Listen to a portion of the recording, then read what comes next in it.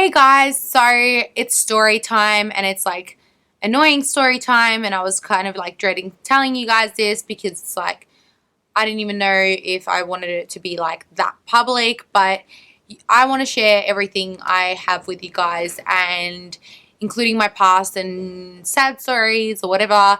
But it is what it is, and hopefully it helps someone out there, just sharing my learnings and what has happened. So this story, I'm going to try and not like cut parts out of it and just like keep everything in. So I'm sorry if it's like long. Okay, so this story is about my ex. I'm going to call him Tom for the sake of this video.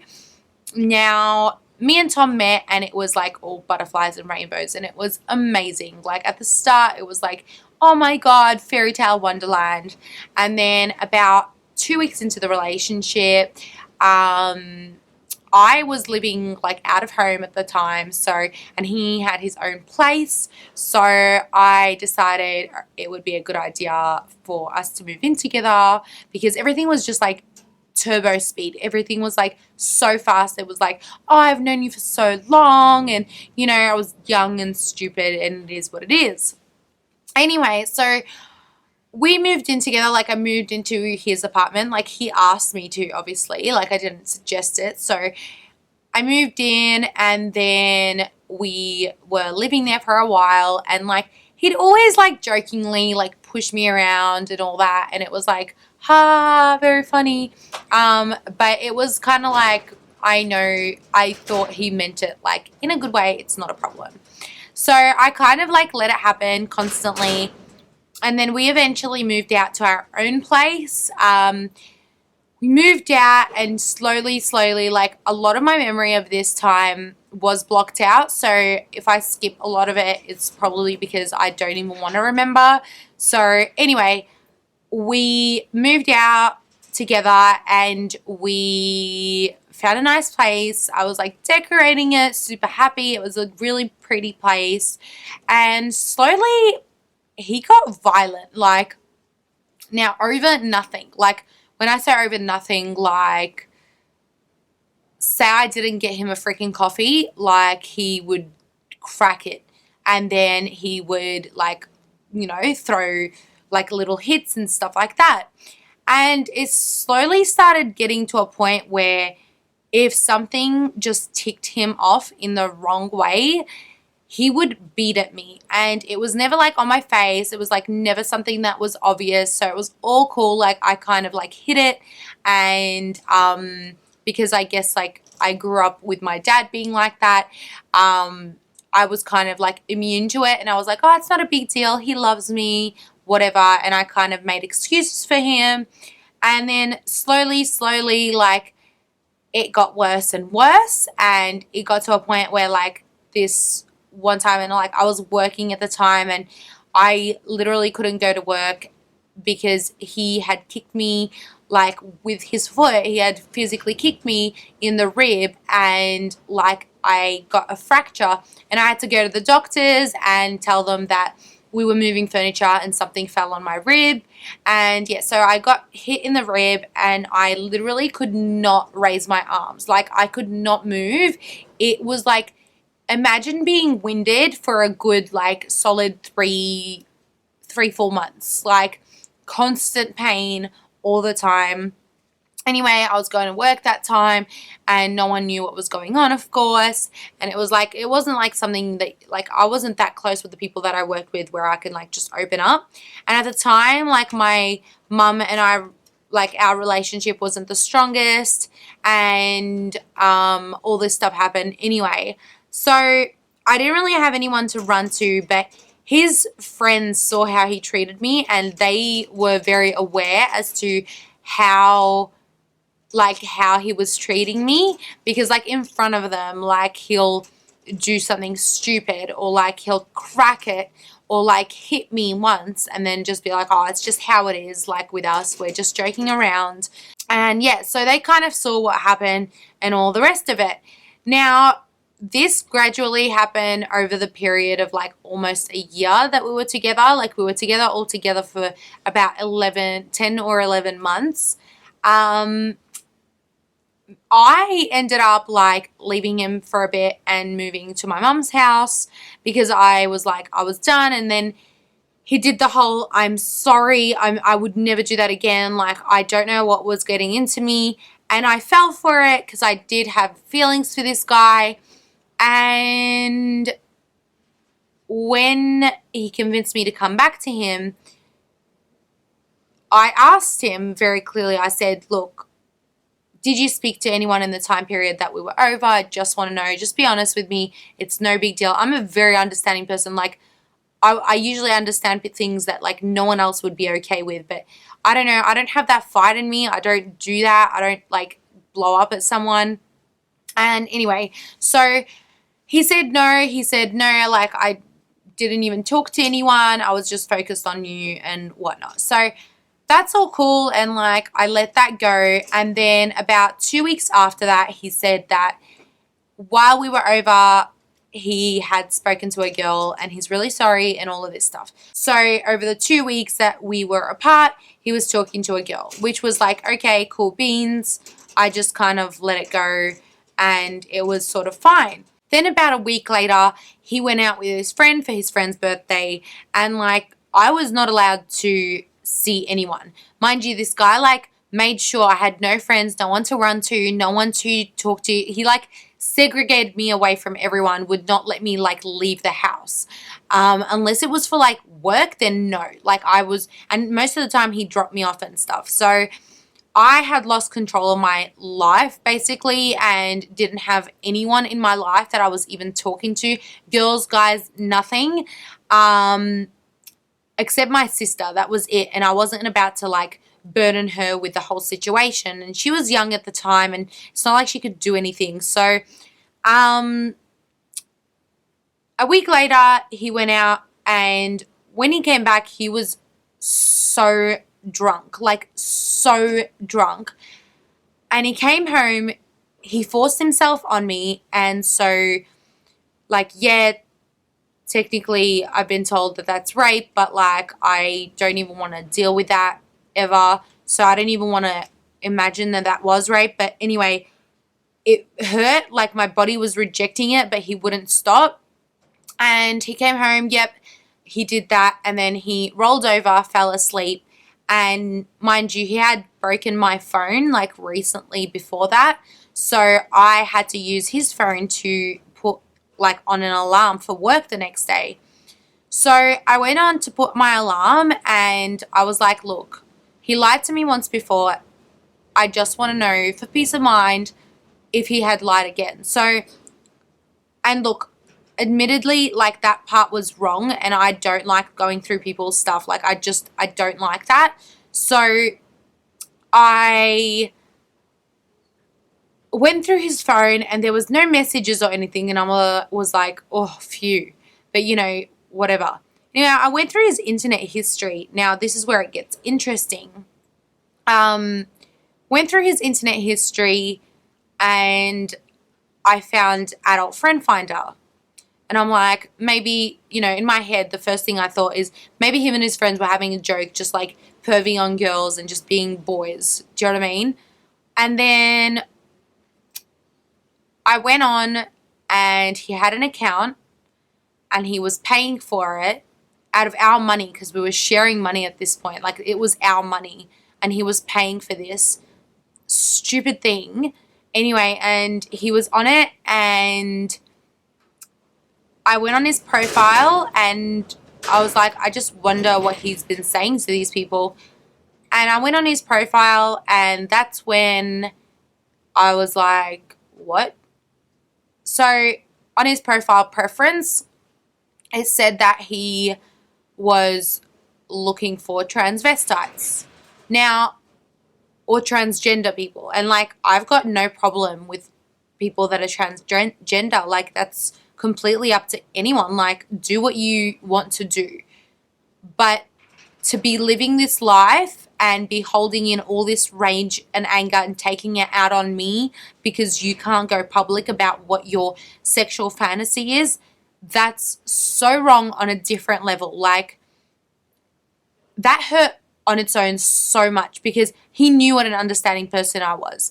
Anyway, so I woke him up, and that was a bad idea. So I woke him up and I said, look, I want to talk to you.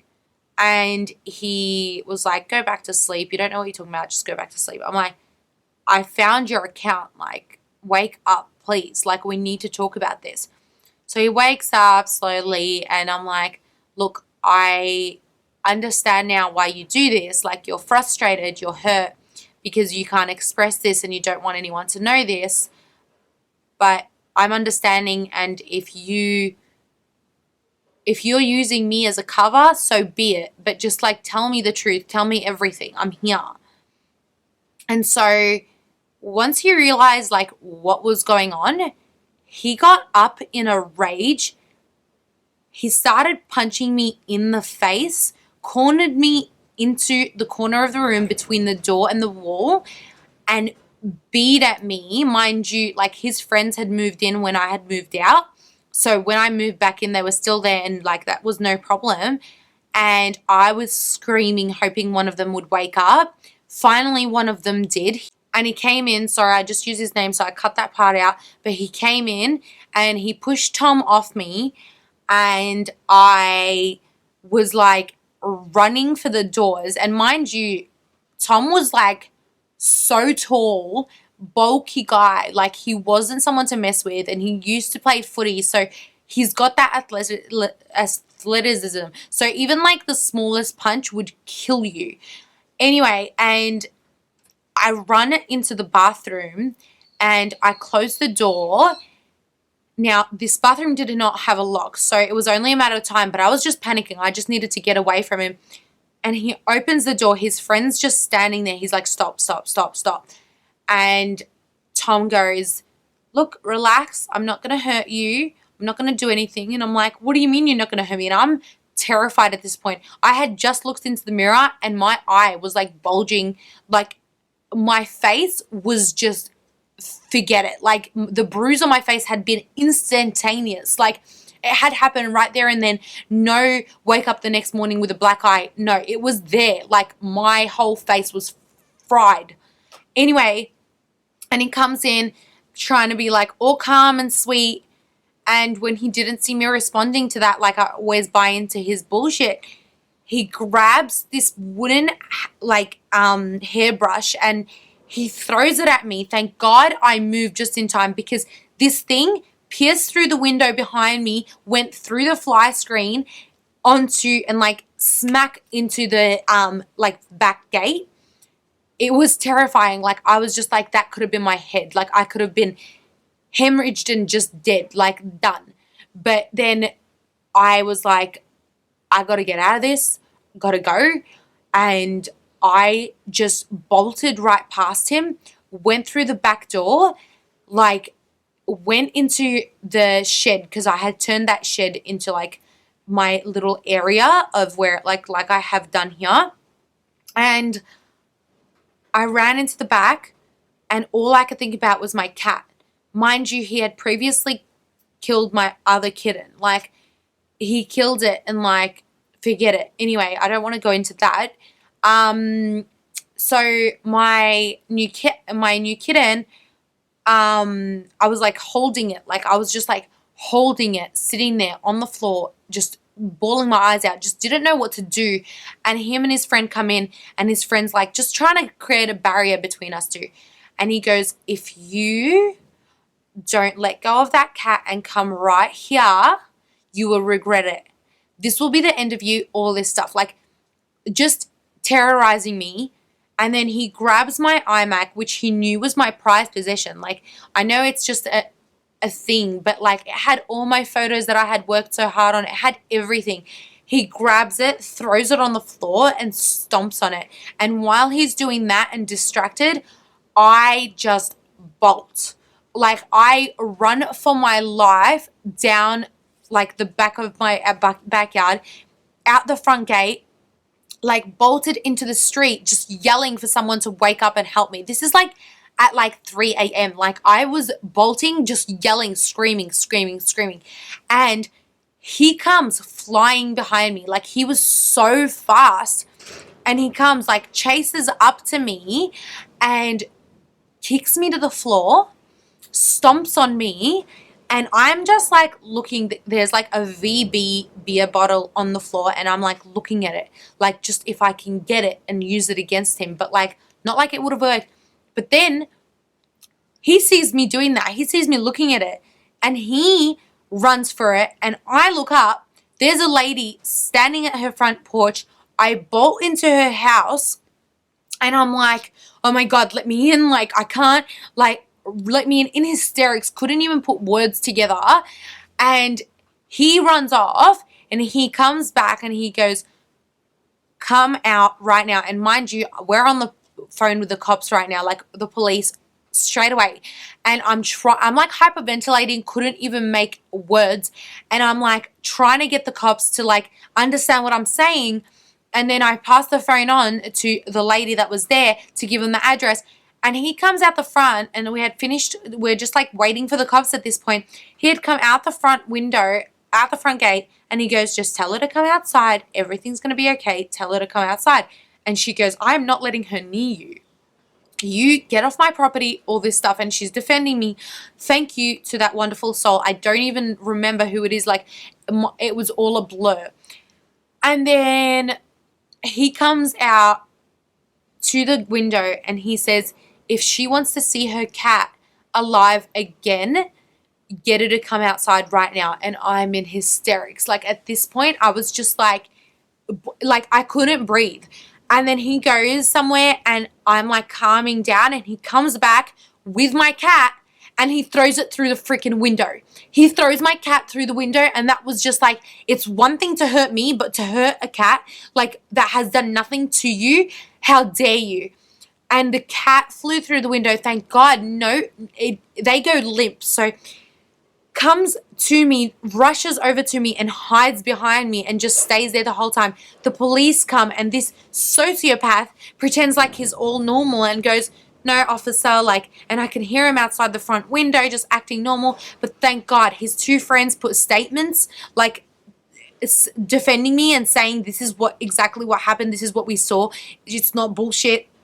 And then like it was just like crazy. And I got in the cop car, and it was insane. It was like the worst time of my life. And mind you, like, my dad has done even like crazier stuff, but like this was like I had no one to run to. And they put me in, like, they questioned me and everything, and then they put me in a women's refuge because I didn't have a phone number. I didn't even have contact, like I couldn't contact anyone. And they took me to a women's refuge, and I was there for like a week, and just to let like my wounds heal and everything. So anyway, so after that, I finally contacted my mum at her workplace, told her what happened, and there wasn't much she could do. And then my friend picked me up, and I lived at my friend's house for a little while. And yeah, that's really about it. Like, unfortunately, like nothing happened to him. Like, they didn't do anything because I didn't have a lawyer or anything. Like, I had an intervention order against him put in place, but nothing really happened, unfortunately, because yeah, I didn't have like a really good lawyer or anything. So he was kind of like let free. And then not long after, some of his like exes after me came forward and said, like, we heard about what happened to you. It happened to us. And I just can't believe that he's still running around doing the same thing. And I wish we could stop him, but there's not much I can do. And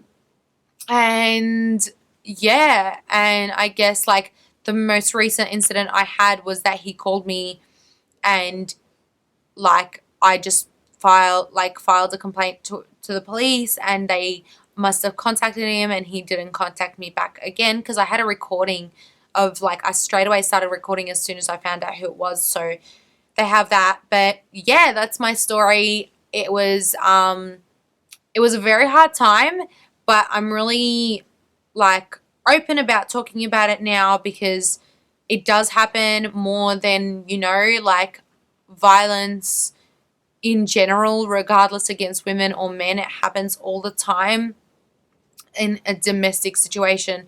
And like a lot of the time you can't do much about it because you're too afraid to. and it may not be a good enough excuse, but like when you don't think you have options, that's where you're numb, like, and you can't really do anything, and you try to see the best in that person, and you try to believe that they're going to change because you want them to. You don't want to believe that the human race can be capable of something like that. Anyway, hope you guys can learn a lesson. Hopefully you guys are always making sure that you're surrounded by people that you trust and that you can depend on to go to help you out through all things like that. I know it's easier said than done. So yeah, I just hope the best for you guys. I hope you never have to live through anything like that. I love you all. Thank you for watching, and I will see you guys soon. Bye.